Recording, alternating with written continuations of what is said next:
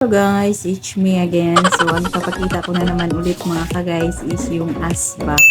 So, asba no? So, party time. So, party time. So, asba ng aking among mga ka-guys. So, ito po ipapakita ko po sa inyo mga ka-guys. So, kung baguhan lang po kayo, so, huwag pong kalimutan mag-subscribe na aking YouTube channel. Ayan. So, pakiclick na lang po ang notification bell para po updated kayo sa mga susunod kong mga video. So, Wow! Bago po tayo mga ka-guys mag-start, so, panoorin po natin.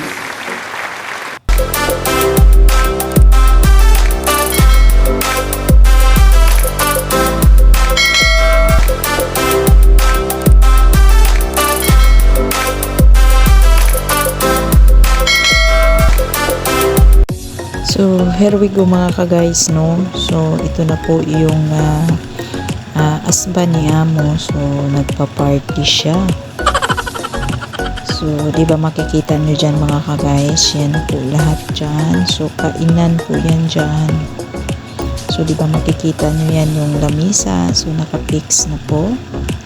So, ito po yung ano nila. So, Wow! ang ibig po sabihin ng asba mga ka-guys is pag tuwing lamig, so dyan po sila. So ayan po yung palaruan ng mga bata, no? So tuwing lamig lang yan mga ka-guys, dyan sila nagtipon-tipon. Kasi yan lang ang pag-asa nila pag tiglamig. So yan din po yung mga lupa na pwedeng laruan nila. So dyan po yan mga ka-guys, yung mga karop. Wow! Lagayan po yan ng mga karop. Makikita nyo dyan. Yan po ang asba ng aking amo. So, dito po mga ka-guys, ipapakita ko po sa inyo yung mga ulam na niluluto nila. Wow! Kasi po, hindi po basta-basta yung niluluto nila mga ka-guys. So, ang pagkain po nila ngayon, so, grill na manok. Wow! At saka grill na laham. So ito po yung nag-aayos ng pagkain. So ano po yan sila mga ka-guys, catering po yan sila sa kebab.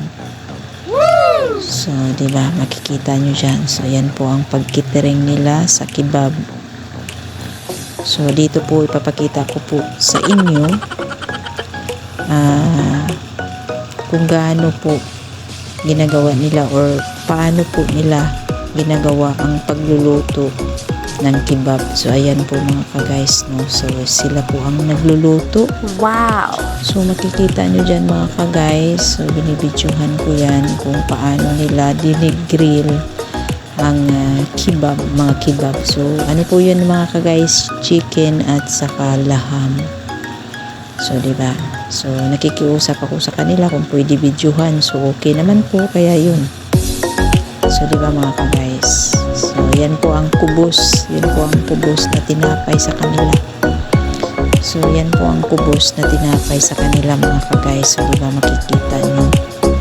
So, ganun po dito sa ibang bansa mga ka-guys. So, ayan na. So, nag-start na itong so, babae po yung servant kasi babae po yung mga nakatipon-tipon dito na nagpa-party. So, papakita ko po sa inyo mga ka-guys. So, ito po bubuksan niya.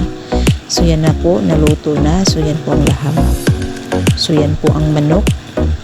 So, di ba makikita na dyan mga ka-guys, yan po ang laham. Yan po ang kakainin nila mga ka-guys. At laham din at saka manok pinaka-last. So, ganun po dito mga ka-guys. So, di ba? So, yan na po ang yan mga ka-guys, ang paborito ko, no? So, yung paborito ko talaga. So, ito na po ang last. So, mag-start na po sila magkain ng mga amo. So, ayan na. Nagkain na kami. Yan na po ang pinaka-last. Natapos na ang amo. So, sa lahat pa po na hindi nakapag-subscribe ng aking YouTube channel. So, huwag mong kalimutan pa-subscribe po ng aking YouTube channel.